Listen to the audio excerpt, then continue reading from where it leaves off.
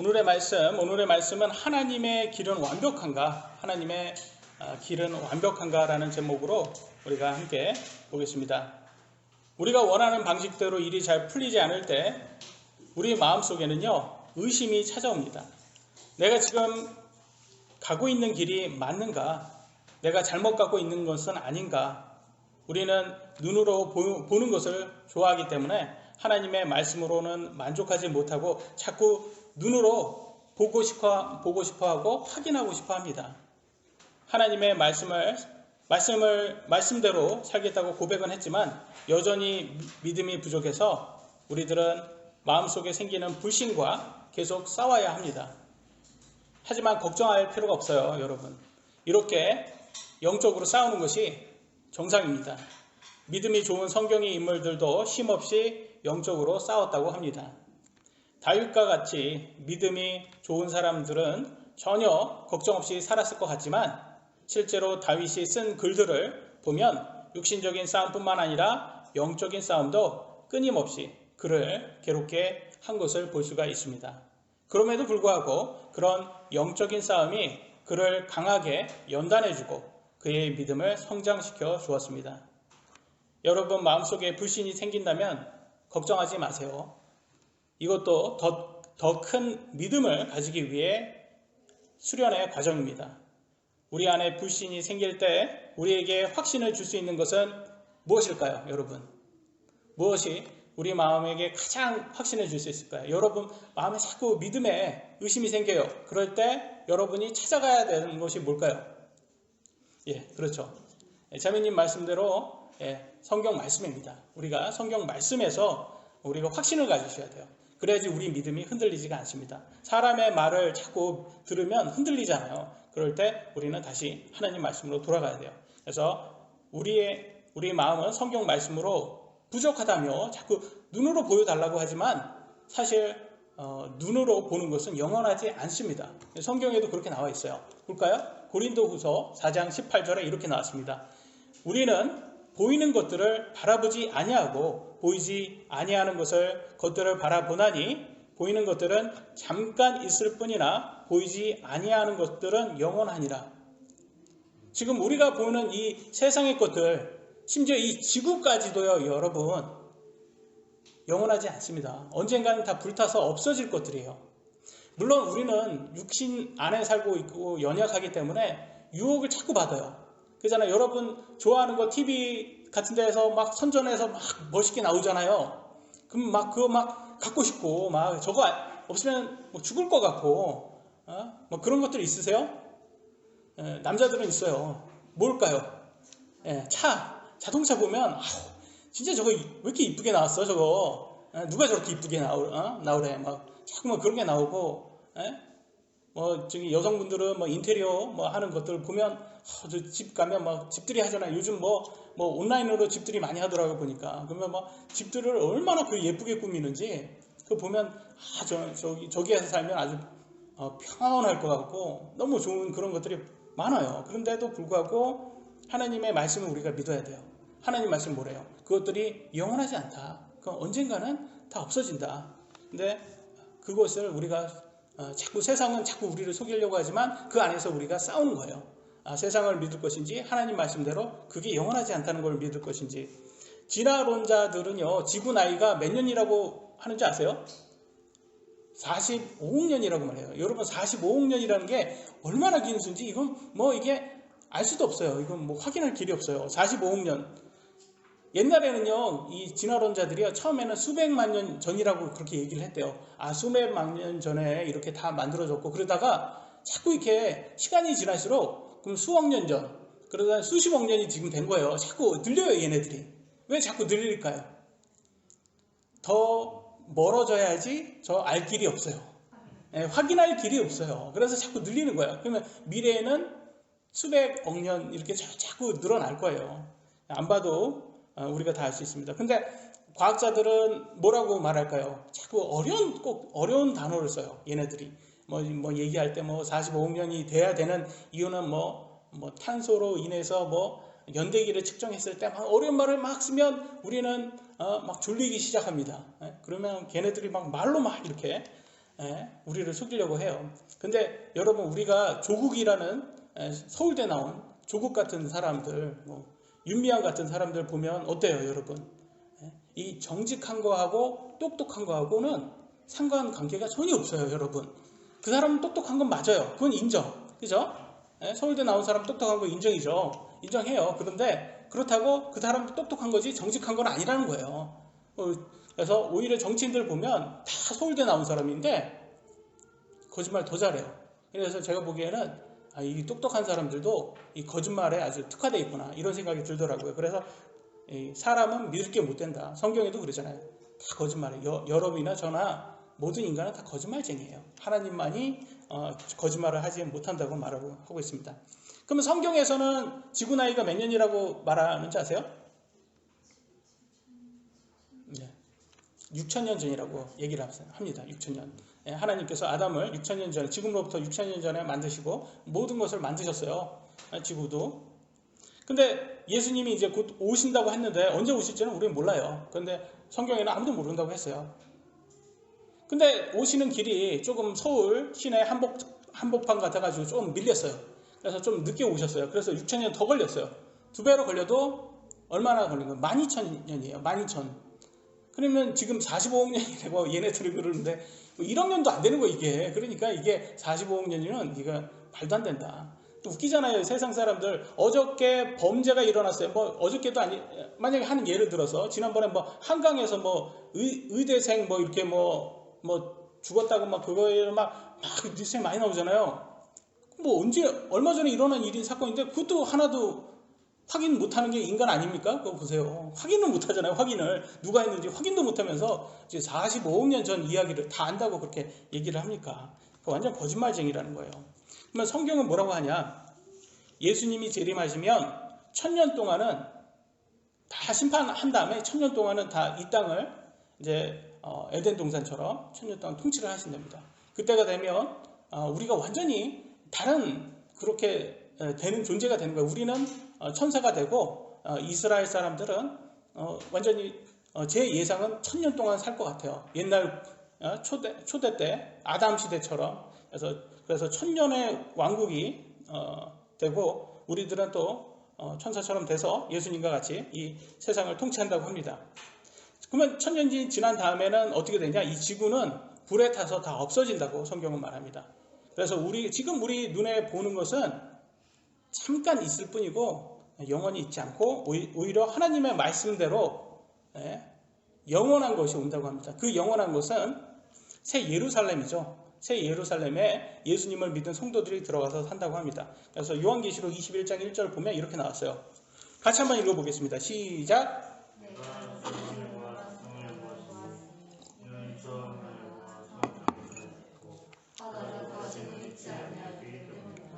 아멘. 새 하늘과 새 땅 뭐예요? 새 하늘과 새 땅. 여러분이 자주 듣는 말. 신천지예요. 신천지. 새 하늘과 새 땅. 신천지예요, 여러분. 신천지 그러면 이상하죠? 성경이 있는 말이에요. 신천지예요. 새 하늘과 새 땅. 그럼 목사님, 나 여기 독립침례교회인 줄 알고 왔는데 이거 신천지 얘기를 갑자기. 제가 신천지에서 인비테이션 카드를 받은 사람이에요. 초대장 받은 목사인데 이게 이 이단 교주 신천지가 이 성경에 있는 그런 말을 자꾸 쓰다 보니까 사람들이 이 성경에 있는 말인데도 불구하고 이게 이 거짓말쟁이들이 자꾸 쓰니까 이게 진짜인지 가짜인지 몰라요. 근데 진짜예요. 신천지에 맞아요. 신천지라는 말은 좋은 말이에요. 근데 그걸 거짓말로 쓰는 그 신천지 놈들이 나쁜 놈들이에요. 그게 사기꾼들이고. 근데 성경은 새하늘과 새 땅 신천지가 온다고 하고 있어요. 그러면 하늘의 처음 땅이 사라지고, 처음 땅은 뭐예요? 우리가 지금 살고 있는 이 땅이죠. 이 땅이 사라지고 다 사라지고 바다도 다시 있지 아니한다 그랬어요. 그럼 새하늘과 새 땅은 뭐예요? 신천지가 뭐예요? 새 예루살렘이에요. 이게 예수님의 신부고 새 예루살렘이고 우리가 이 속에 들어가서 산다는데 이게 하나님의 왕국이라는 거예요. 이게 우리가 말하는 천국이에요. 천국. 우리는 천국이 그냥 만약 모르지만 그러니까 지금은 하늘에 있잖아요. 그게 어떻게 보면 이 지구가 없어지고 그것이 이제 오게 된다. 우리가 그 속에 들어가서 산다. 근데 왜 자꾸 사탄이 이렇게 사기꾼들을 이용해서, 신천지같이 사기꾼들을 이용해서 성경 단어를 자꾸 써가지고 혼동을 시킬까요, 여러분? 진리와 거짓을 구분하지 못하도록 하는 거예요. 이게 사탄의 계략이에요. 자꾸 성경 단어, 이 귀한 성경 단어를 이게 사기꾼들이 써가지고 믿는 사람들은 우리가 확고하게 믿지만 믿지 않는 사람들의 입장에서는 쟤네들 뭐 신천지나 뭐 독립침례교회나 뭐 다 그놈이지라고 보게끔 만듭니다. 여러분, 어느 분야, 세상의 어느 분야에 가도 사기꾼들은 특실합니다. 또 우리 대한민국이 또 아주 강한 분야가 있어요. IT에도 강하고 막 여러 가지에 강하지만 세계로 수출하는 게 있어요. 사기꾼들이 미국에 가면 한국 사람 사기치는 사람들이 한국 사람이에요. 꼭 한국 사람들이 한국 사람을 사기쳐요. 이 사람들, 왜냐면 이렇게 미국에 갓 들어온 사람들 막 한국 영어도 잘 못하고 그러니까 어리버리 하잖아. 그러니까 다 이렇게 사기치기 딱 좋아요. 그래서 데리고 가서 사기칩니다. 이게 한국 사람들이 이렇게 사기꾼들이 많은데, 그러니까 이렇게 사기꾼들이 종교 분야에 딱 들어가면 이렇게 신천지와 같은 이단 교주가 되는 거고, 정치에 딱 들어가면 조국과 유미양 같은 이런 좌파 정치인들이 되는 것을 우리가 볼 수가 있어요.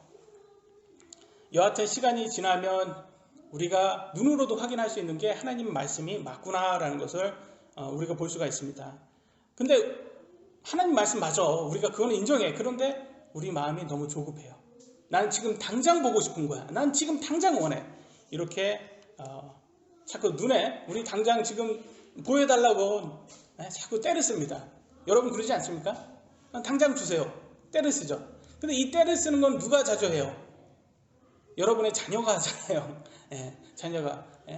그래서 자녀가 한다는 건 뭐예요? 미성숙하기 때문에 한다는 거예요. 때를 쓰는 사람들은 영적으로 때를 쓰는 사람은 영적으로 미성숙한 사람이고, 육신적으로 때를 쓰는 사람은 육신적으로 미성숙한 아이들이라는 거예요.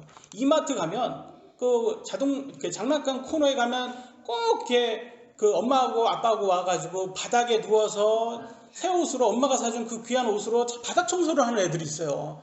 저기에서 끝까지 막 이렇게 바닥 청소를 하면 제가 옆에서 보면서 참 저렇게 열심히 청소를 해주는 거야. 이마트에 정직원으로 채용을 해줘야 되겠다라고 할 정도로.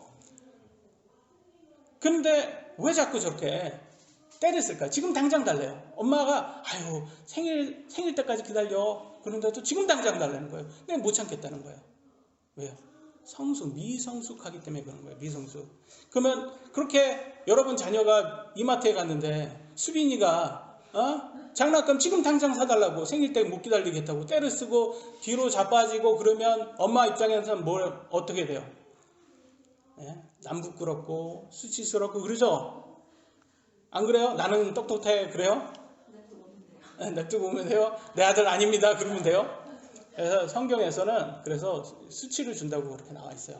한번 볼까요? 잠언 29장 15절에 이렇게 나왔어요. 회초리와 꾸짖음은 지혜를 주거니와 제멋대로 버려둔 자식은 자기 어머니에게 수치를 가져오니라. 방치하고 아이들을 혼내지 않고 회초리로 징계하지 않고 그러면 아이들이 내 멋대로 하고 그로 인해서 부모에게 수치스러운 행동을 하는 거예요.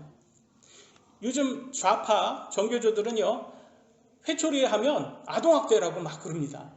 절대 그러지 않아요. 아이들 제멋대로 키우는 뭐 그런 식으로 그게 막 창의력이 키워진다 뭐 이렇게 거짓으로 말하는데, 이렇게 제멋대로 자라면, 그렇게 제멋대로 자라서 부모가 되잖아요. 그럼 부모가 되면 얘네들이 인내를 배웠어요? 어렸을 때부터 인내하는 거 절제 배웠어요? 안 배웠잖아요. 그러니까 자기도 이제 자식을 키우잖아요. 그러면 인내와 절제가 있어야 되는데 못하는 거예요. 그러다가 그냥 우냐우냐 하다가 애가 막 자기 마음대로 안 되면 우리는 욱의 민족 아닙니까? 욱 나오는 거예요. 그럼 욱 나와서 한 대 확 때렸어요. 그러다가 아이가 죽는 거예요. 그게 아동학대는 거예요. 그러니까 아동학대를 누가 하냐? 미성숙한 부모들이 하는 거예요. 지금 절제와 인내를 못 배운, 그러니까 어렸을 때부터 회초리로 못 배운. 그래서 정말 성경에서는 그러잖아요. 회초리와 뭘 하냐? 회초리로 아이들을 고통스럽게 해라가 아니에요. 이걸로 두려움과 인내로 부모의 때를 기다리게 도와주라는 거예요. 훈육시켜 주라는 거예요. 하나님도 징계라는 회초리로 우리들에게 두려움과 인내를 주십니다. 그죠? 그잖아요. 네.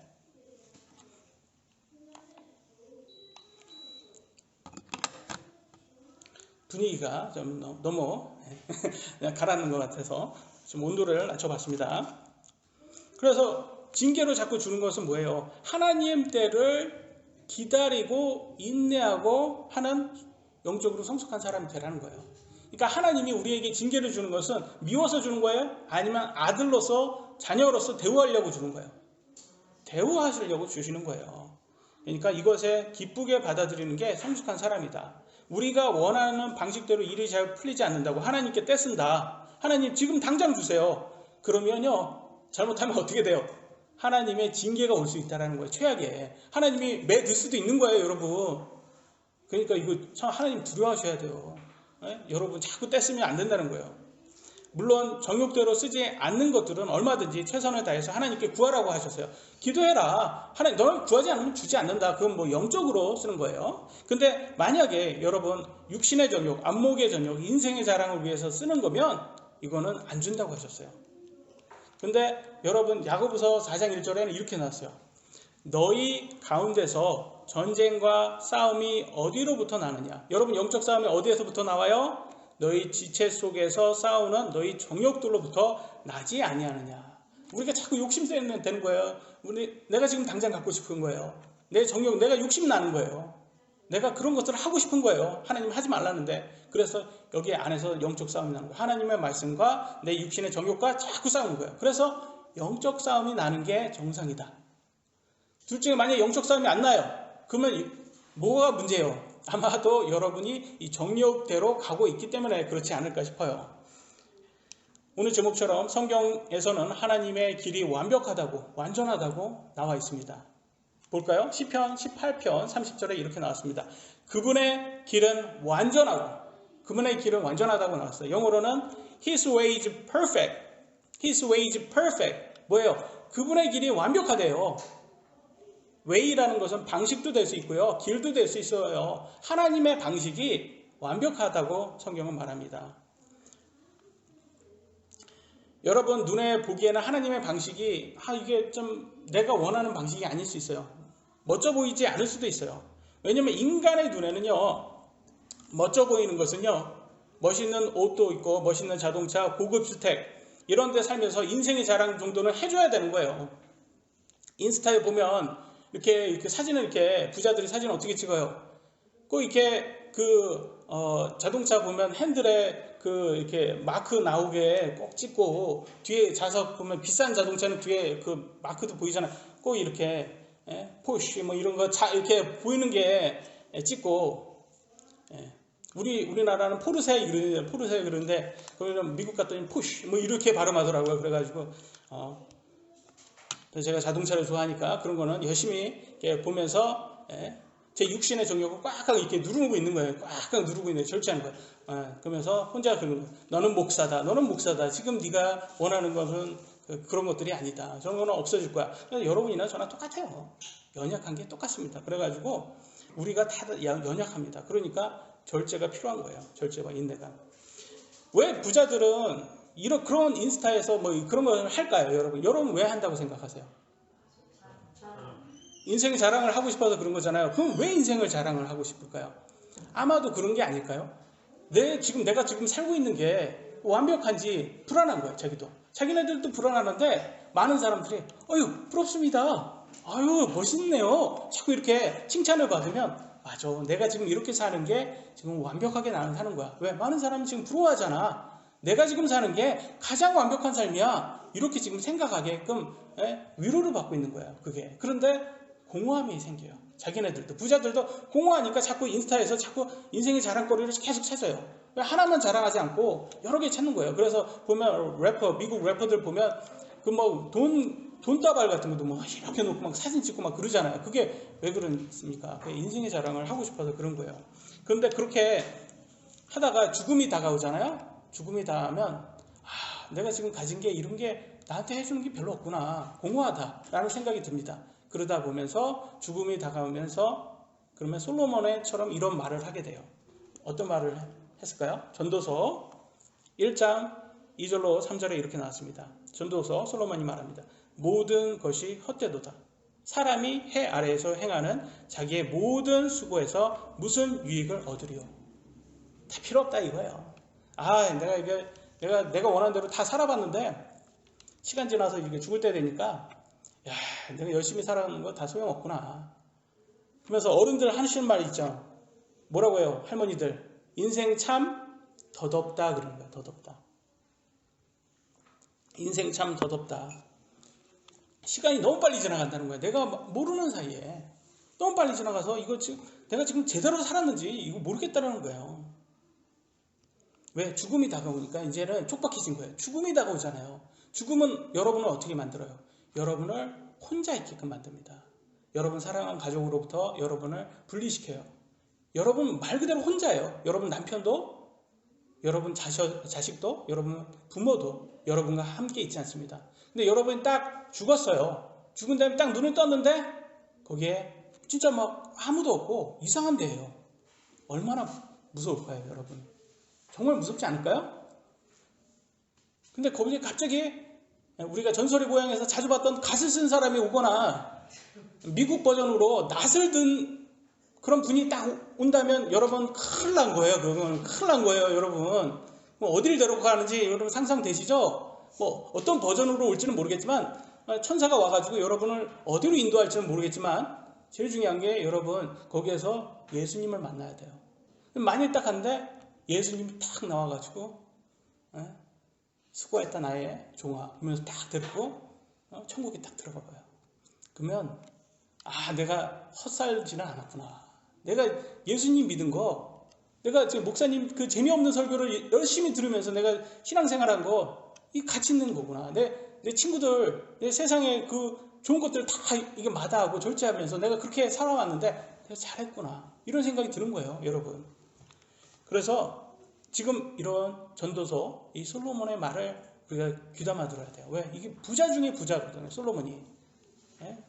그래서 보면 솔로몬이 솔로몬 은행 뭐 이렇게 부자와 돈에 관련된 그런 것도 꼭 솔로몬 붙이더라고요. 그죠? 예, 부자의 상징이란 거예요, 솔로몬 왕이. 그러니까 이 사람이 그렇게 부자로 잘 살아왔는데 공허함을 죽음이 올 때는 공허하다라고 이렇게 우리들에게 알려주었습니다. 그러니까 죽음은요, 여러분 현실입니다. 죽음을 받아들이셔야 돼요. 그러니까 죽음을 대비하시는 분들 되셔야 됩니다. 그래야지 지혜로운 겁니다. 여러분이 우리 이 땅에 살 때는 하나님의 길이 완벽하라고 생각하는 부류와 아니면 인간의 길이 완벽하다라고 믿는 부류로 나눠지는 거예요. 그래서 둘 중에 하나를 선택하셔야 되는 거예요. 당연히 하나님이 완전하다는 이 하나님의 길을 택하는 게 여러분 좋아 보이죠? 그죠? 당연히 하나님의 길이 완벽하지. 그러면 딱 하죠. 근데 이게 쉽지가 않아요. 왜? 믿음이기 때문에. 눈으로 보이지 않는다는 거예요. 눈으로는 뭐가 더 좋아 보인다는 거예요. 사람의 길이 더 완벽해 보이고 사람의 길이 더 좋아 보인다는 거예요. 그러니까 여러분 자꾸 눈으로 그 보는 걸로 우리가 판단해서는 잘못된 길로 갈 수밖에 없는 거예요.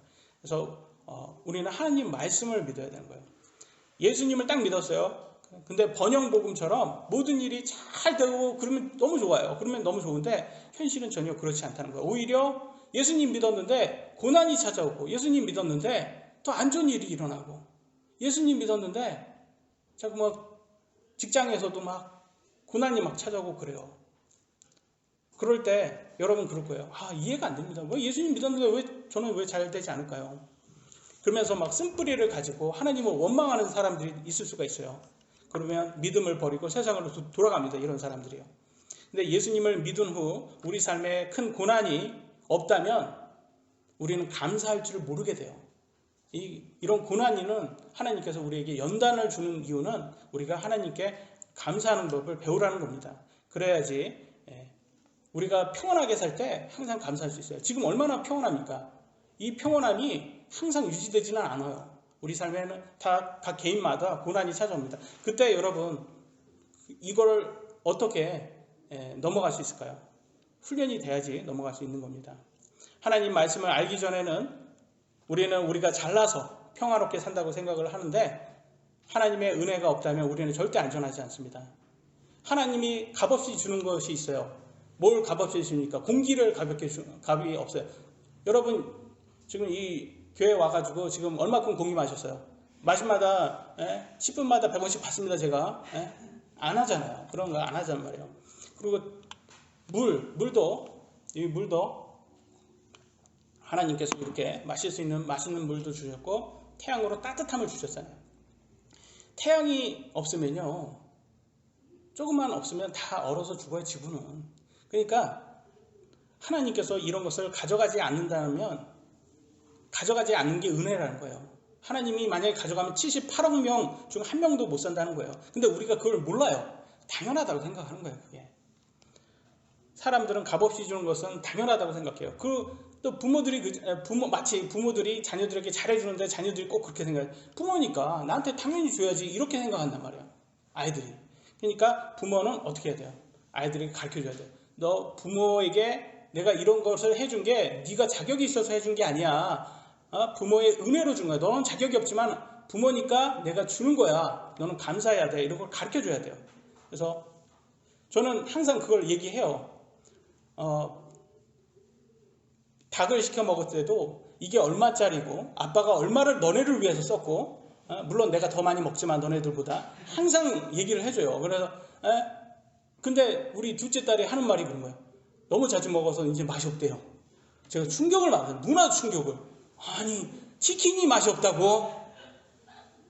엄청난 충격을 받았어요. 왜냐면 저는 미국에서 제가 살 때 한국이 그립지가 않았어요. 한국이 그립지 않았는데 뭐가 그리웠는지 아세요? 양념치킨이 그립더라고요. 양념치킨. 그래서 우리나라를 옛날 고대를 뭐라고 해요? 우리나라 민족을 배달이라고 하잖아요. 배달. 그래서 배달의 민족이 이래서 배달 음식을 내가 그리워해서 그렇게 배달의 민족이었구나 라고 농담을 한번 해봤는데 빨리 지나가겠습니다. 그래서 항상 우리 부모는 아이들에게 감사하는 법을 가르쳐 주셔야 합니다. 마찬가지로 우리도 마찬가지로 하나님께 감사하는 법을 우리가 알아야 돼요. 그래서 제 아내가 오늘 찬양을 했죠. 감사. 그래서 이것이 정말 하나님의 은혜고 진심으로 감사할 때 우리는 영적으로 성숙한다. 영적으로 성숙하는 방법은 이런 감사함을 배울 때, 하나님 때를 기다릴 때, 그리고 하나님의 길이 완벽하다는 것을 우리가 믿을 때, 그게 우리가 영적으로 성장하는 거예요. 오늘 첫 번째 우리가 볼 내용은 찬양받으실 하나님입니다. 찬양받으실 하나님. 시편 18편 1절로 3절에 다윗이 이렇게 찬양을 하는데, 여러분 요즘 래퍼들 막 진짜 라임 좋다고 막 이렇게 지네들끼리 자화자찬 하더라고요. 라임. 근데 진정한 래퍼 다윗이 어떻게 라임 좋은지를 한번 여기 나옵니다. 한번 하나님을 진짜 있는 그대로 찬양하는 그 진정한 다윗의 모습 보겠습니다. 제가 읽어드리겠습니다. 악장에게 준 주의 종 다윗의 시. 주께서 그의 모든 원수들의 손과 사울의 손에서 건지신 날에 그가 이 노래의 말씀들로 주께 아뢰니라. 그가 이르되 오 나의 힘이 되시는 주여 내가 주를 사랑하리이다. 그러면서 라임 나옵니다. 주는 나의 반석이시오, 나의 요새시오, 나의 구출자시오, 나의 하나님이시오, 내가 신뢰하는 나의 힘이시오, 나의 방패시오, 나의 구원의 뿌리시오, 나의 높은 망대시로다. 재밌지만 제가 재밌게 일부러 한 거예요. 여러분 잘 들으시라고. 이게 뭐예요? 최고의 지금 하나님께 찬양을 드리는 거예요. 이렇게 지금 다윗을 하는 거예요. 왜? 3절에 나옵니다. 찬양 받기에 합당하신 주를 내가 부르니라. 우리 하나님은 찬양 받으실 만하다는 거예요. 합당하다는 거예요. 여러분, 주님은 이로써 내가 내 원수들에게 구원을 받으리로다. 다윗은 자기가 할 수 있는 모든 표현으로 하나님께 감사와 찬양을 드립니다. 다윗이 항상 평화롭게 쉬운 삶을 살았다면 이런 감사가 나올 수 있을까요? 없을까요? 없어요. 그러니까 고생을 징하게 했다는 거예요. 징하게. 이거 어디 전라도인가요? 징하게. 고생을 징하게 했다는 거예요. 저 인천 사람인데 사투리 하나도 못합니다. 사실. 징하게 했다는 거예요. 그래서 다윗은 자신이 잘못도 하지 않았는데 원수들에게 사울에게 목숨을 지금 위협을 받고 계속 쫓겨다니는 신세로 살았어요. 다윗의 입장엔 쓴뿌리를 가질 수 있었어요. 쓴뿌리 뭐예요? 그러니까 하나님 원망하는 마음을 가질 수 있었어요. 아니 제가 뭐 그렇게 잘못을 뭘 했습니까? 사울이 왜 저를 그렇게 죽이려 합니까? 제가 뭐 왕을 달라고 했습니까? 반역을 했습니까? 저는 정말 억울합니다. 이렇게 해도 될 사람이었어요. 근데 그렇지 않았어요. 다윗은. 보세요. 하나님께 찬양하잖아요. 오히려 죽지 않기 위해 도망치면서도 하나님의 뜻을 다 이해하지 못했음에도 믿음을 포기하지 않고 하나님의 길은 완벽하다고 믿고 순종했다는 거예요. 이게 얼마나 큰 믿음이에요, 여러분. 뭐 우리는 그러잖아요. 우리 눈에 딱 보면 좋은 길, 편한 길, 비단길처럼 그렇게 하면 이게 하나님의 은혜라는 걸 확 와닿는데 막 럽하고 거칠고 막 진짜 내가 가기 싫어 죽겠는데 군대 한 번 더 가야 되는 그런 고난을 또 겪을 때 남자들은 이해되는데 군대 한 번 더 가는 게 그게 얼마나 끔찍한 건지. 예? 그럴 때 이게 내 뜻과 같지 않은데 그럼에도 불구하고 믿음을 버리지 않는 게 하나님의 원하는 것이고 그때 감사가 나오는 거예요. 우리도 다윗처럼 하나님께 감사로 찬양하고 싶다면 고난의 삶이 찾아왔을 때 믿음을 포기하지 않고 하나님을 신뢰하셔야 합니다. 믿음의 삶은 눈으로 보이지 않아도 신뢰하는 것입니다. 고난의 삶은 언제 끝날지 눈에 보이지 않습니다. 그러잖아요, 여러분. 군대 딱 처음 간 날 이등병한테 딱 지면 이등병 막 이렇게 하면서 너 군생활 며칠 남았어? 18개월 남았습니다. 눈을 감아. 그게 네가 뭐가 보이나? 아무것도 안 보입니다. 그게 네가 남은 군생활이야. 막 이러면서 그래서 아무것도 안 보이잖아요. 정말 보이지 않아요, 눈에. 여러분, 고난이 찾아왔을 때 하나님께서 이거 언제 끝내줄게? 이거 얘기 안 하셔. 정말 내가 죽을 때까지 이거는 내가 벌처럼 이 고난을 내가 갖고 가야 되구나. 이렇게 생각할 수도 있어요. 그렇게 오히려 그게 마음에 편할 수도 있어요. 우리 마음에. 그런데도 불구하고 나는 억울하다 이런 말은 어떻게 보면 영적으로 미성숙한 거라는 거죠. 왜냐면 도움도 안 돼요, 그게. 그럼에도 믿고 인내하고 우리가 하나님의 뜻을 때로 이렇게 따라가잖아요. 하나님의 길이 완벽하다 따라가잖아요. 그러면 우리의 믿음을 입증하는 거예요. 그래서 성경은 말하잖아요. 뭐라고 해요? 고린도후서 13장 5절에 너희가 믿음 안에서 있는지 너희 자신을 살펴보고 너희 자신을 입증하라. 그럼 입증하라고 나오잖아요. 성경은 입증하라. 어떻게? 믿음에 있는지. 너네 안에 지금 믿음에 있는 거 맞아? 너 구원 받은 거 맞아? 확신하라고, 아니 입증하라고 합니다. 고난의 삶이 어떻게 우리에게 찾아올지 몰라요. 여러분은 지금 고난이 있습니까? 없습니까? 없다고 생각한다면 제가 이거 한번 보여드리겠습니다. 어떻게 찾아오는지. 예수님이 말씀하십니다. 누가복음 12장 51절 53절. 너희는 내가 땅에 화평을 주려고 온 줄로 생각하느냐? 내가 너희에게 이르노니 아니라 도리어 분열이니라. 이제부터 한 집에 5사람이 있어 분쟁하되 셋이 둘과 하며 둘이 셋과 하리니 아버지가 아들과 아들의 아버지와 어머니가 딸과 딸이 어머니와 시어머니가 자기 며느리와 며느리가 자기 시어머니와 분쟁하리라 하시니라. 누가 말씀하셨다고요? 지금 이거를 예수님이 하신 거예요, 여러분. 분열이래요. 화평이 아니라 분열이래요. 여러분 이상하잖아요. 예수님 그러면 화평 아닙니까? 여러분 잘 생각하셔야 돼요. 예수님이 말씀하는 화평은 누구와의 화평이라고 제가 말씀드렸어요.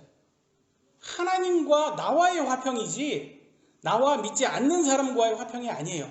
물론 우리가 우리의 믿음을 위해서 최대한 노력은 해야 돼요. 모든 사람과 화평하라고도 나왔어요, 성경에.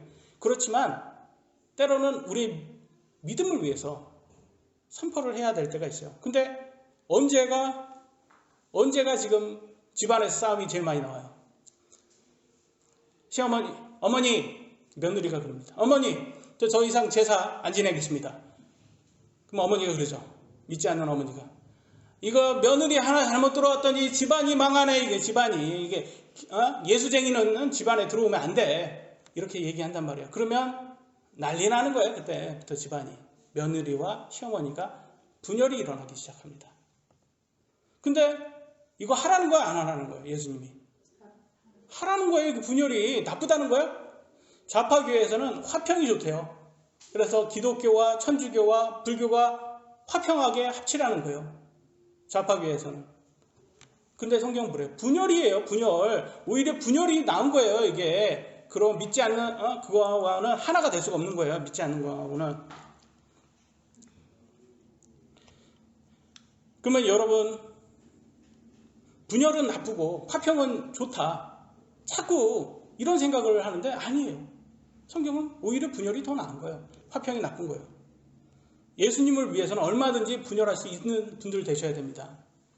성경에서는 이렇게 말씀하셨어요. 예수님, 마가복음 10장 29절로 30절, 예수님께서 응답하여 이르시되 나와 복음을 위하여 집이나 형제나 자매나 어머니나 아내나 자녀나 토지를 버린 자는 핍박과, 이 땅에서는 핍박과 함께 받고 오는 세상에서는 뭐예요? 영원한 생명을 받으리라. 이 땅에서는 차라리 분열로 핍박하고 천국에 가서는 영원한 생명을 받는다는 거예요. 그러면 예수님은 뭐라는 거예요? 분열하라는 거예요? 화평하라는 거예요? 분열이 낫다는 거예요. 믿지 않는 사람과 분열을 하더라도 복음을 전해야 된다는 거예요. 여러분, 예수님 믿었는데 아직 고난이 없어요? 아니면 여전히 믿지 않는 가족들 앞에서 예수님을 시인하지 못하고 있나요? 마태복음 10장 32절로 33절에 뭐라고 나오는지 아세요? 누구든지 사람들 앞에서 나를 시인하면 나도 하늘에 계신 내 아버지 앞에서 그를 시인할 것이요. 33절, 누구든지 사람들 앞에서 나를 부인하면 나도 하늘에 계신 내 아버지 앞에서 그를 부인하리라. 굉장히 무서운 말이에요, 여러분. 여러분이 식구들하고 예수님 내가 믿는 거 조용히 나 혼자만 믿어야지 조용히 하면 어떻게 된다고? 예수님이 나 너 몰라 그런다는 거야. 나 너 몰라 그러면 나는 결코 너를 알지 못한다. 그럼 지옥이에요, 여러분. 조심하셔야 되는 거예요. 이게 두려워하실 수 있어야 돼요. 그러면 여러분 그럴 수 있어요. 아니 식구들끼리 같이 화평 있게 지내는 게 좋지. 예수님 참 냉정하시네요. 이렇게 느껴질 수 있어요. 그러면 예수님 본인은 어땠는지 한번 보겠습니다. 예수님 본인은 마태복음 12장 47절 50절 예수님께서 제자들과 사람들에게 이렇게 가르치고 있는데 예수님의 어머니와 형제들이 와서 예수님을 만나러 찾아왔어요. 그러니까 지금 분위기가 이래요. 선생님의 어머니, 예수님을 말하는 거예요. 선생님의 어머니와 선생님의 형제들이 선생님과 말하기를 바라며 밖에 서 있나이다 하거늘 예수님 뭐라고 합니까? 그분께서 자기에게 말한 사람에게 응답하여 이르시되 누가 내 어머니냐 누가 내 형제냐 하시고 손을 내밀어 자기 제자들을 가리키며 이르시되 내 어머니와 내 형제들을 보라. 누구든지 하늘에 계신 내 아버지의 뜻을 행하는 자 곧 그가 내 형제요 자매요 어머니라 하시리라. 예수님 본인도 그랬어요, 여러분. 예수님 본인도 육신적인 형제와 부모보다도 오히려 하나님의 뜻을 행하는 자들이 형제고 부모라고 얘기하셨어요.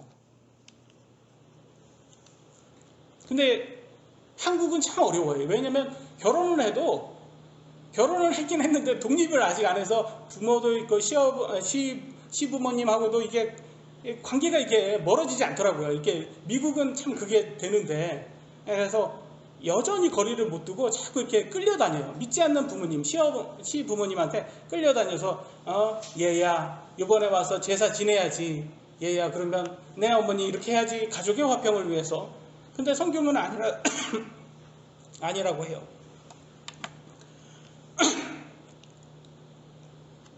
믿지 않는 가족과 화평하게 살기 위해 그들과 맞춰주는 게 진짜 사랑일까요? 왜냐면 그러면 여러분 예수님 전하지 않으면 그들은 지옥 갑니다, 여러분.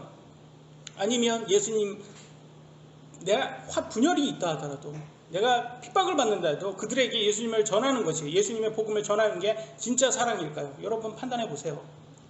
복음을 전한다고 그들이 다 믿지 않아요. 그건 맞아요. 내가 전한다고 다 믿겠어? 맞아요, 여러분. 그러나 복음은 전해야 합니다. 복음을 전하지 않으면 그들은 당연히 지옥에 갈 것이고 하나님께서는 복음을 전하지 않은 여러분들에게 책임을 물으신다 하셨어요. 고난과 핍박 속에서도 여러분이 전한 복음의 단 한 명의 가족이라도 예수님 영접할 때 여러분은 하나님께 감사와 찬양이 넘칠 것입니다. 고난이 무섭다고 피하면 자신의 믿음도 입증할 수가 없는 겁니다. 두 번째, 보상해 주시는 하나님입니다.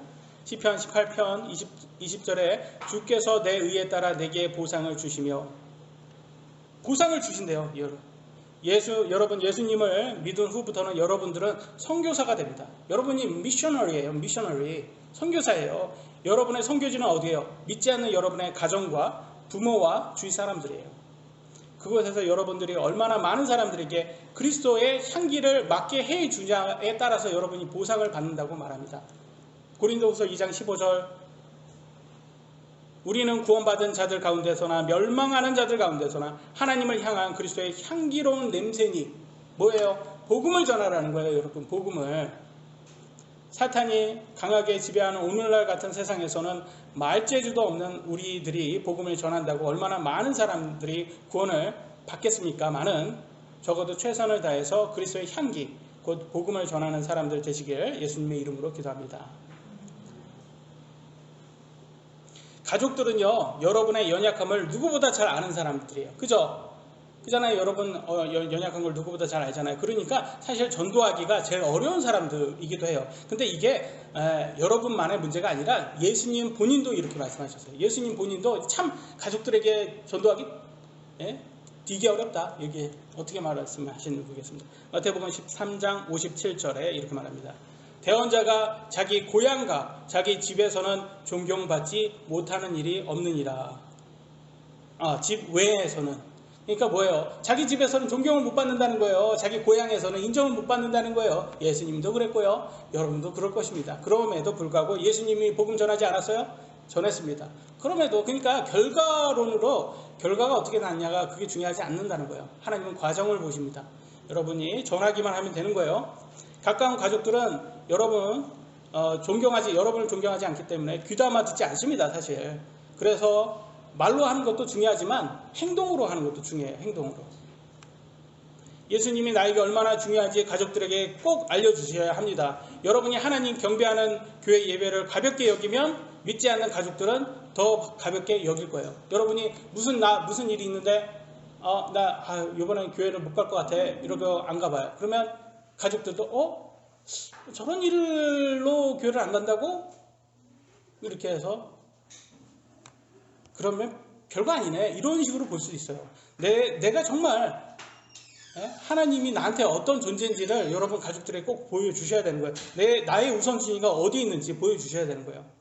제가 하나님께 부름 받고 신학대에 가기 전에 저 또한 여러분과 같은 교회 성도였어요. 저도 성도였어요. 제가 태어날 때부터 목사였습니까? 아니었어요. 저도 여러분과 같이 믿지 않는 사람이었다가 대학교 때 저는 97년도에 제가 예수님을 복음을 듣고 제가 영접을 했습니다. 그때 딱 할 때 저는 어떻게 했냐면 저희 집에 가서 나 이제 예수님 믿는다고 나한테 제사를 강요하지 말고 나한테 절 강요하지 말라. 제가 당당하게 이렇게 얘기를 했습니다. 그러면 저희 집은 그러세요 아드님 존경합니다 존중합니다 이렇게 했겠습니까? 안 좋은 얘기를 했겠습니까? 당연히 안 좋은 얘기를 하죠. 당연해요. 근데 저는 몰라 분열이야. 그냥 하는 거예요. 그냥 저지르는 거예요. 예수님은 그렇게 하셨으니까 나도 그냥 배운 대로 하는 거예요. 그냥. 근데 어떻게 됐는지 아세요? 2005년도에 제 여동생이 제가 97년도에 구원받았죠? 2005년도에 제 여동생이 구원받고 2013년도 정도에 저희 어머니가 예수님 구원받으셨어요. 그리고 거기에서 끝나지 않았어요. 저희 집이 큰 집이거든요. 근데 저희 어머니가 뭐라 했는지 아세요? 우리 집은 더 이상 제사 없다. 우리 집은 더 이상 제사 안 한다. 딱 끊으셨어요. 그러면 친척들하고 멀어질까요? 가까워질까요? 멀어져요. 이제 더 이상 못 봐요. 거의 못 봅니다. 조카들 결혼식장 그런 데서는 보지만 거의 그냥 멀어질 수밖에 없어요. 그게 현실이에요. 그래서 예수님을 위해서는 결정하셔야 되는 거예요. 저는 어머니께서 그렇게 해주신 것에 대해서 저는 아들 입장에서 너무 고맙죠. 그리고 너무 좋은 거예요. 왜?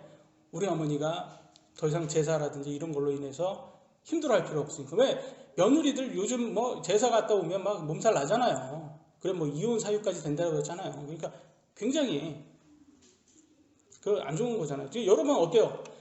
제사가 좋습니까? 저는 한국 사람은 그래요. 제사는 미신이 아니라 전통이다 이렇게 막 우기는데 저는 어렸을 때부터 제사 이렇게 가잖아요. 그러면 맨날 친척들 삼촌들 막 모여서 뭐래요? 술 마시고 고스톱 치고 맨날 도박하고 그리고 또 술 마시면 또 그냥 조용히 술 마셔요. 아니면 멱살 잡고 막 그래서 네가 낫냐 내가 맞냐 그래 하잖아요.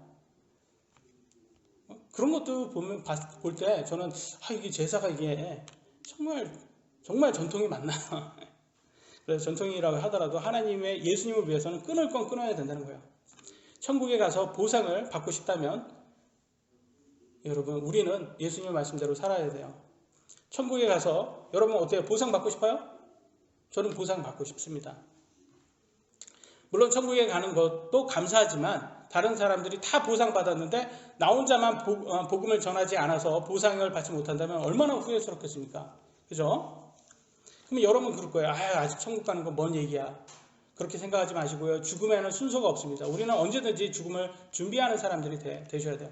고린도전서 3장 13, 4절과 그냥 15절만 보겠습니다. 어떤 사람의 일이 불타면 그는 보상의 손실을 당하리라. 그러나 그 자신은 구원을 받되 불에 의해 받는 것 같이 받으리라.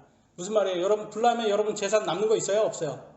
재산을 홀라당 다 태워먹고 여러분 혼자만 산다는 거예요. 천국에 딱 갔는데 보상이 하나도 없이 여러분 혼자만 그냥 겨우 천국에 들어간 거예요. 그럼 여러분 이게 앞에 만약에 팻말이 있으면 이렇게 팻말이 이름표가 있어요. 그러면 불에 겨우 구원받은 자가 딱 있다고 생각 한번 해보세요. 그러면 얼마나 이게 부끄럽겠습니까? 이게 그러면 다른 사람들이 딱 보기에는 저 양반은 저거 이 땅에 살면서 세상 일에는 관심이 있었지만 하나님 사역에는 관심이 하나도 없었구나. 이렇게 생각하는 거예요. 그러면 얼마나 부끄럽게, 얼마나 후회되겠어요.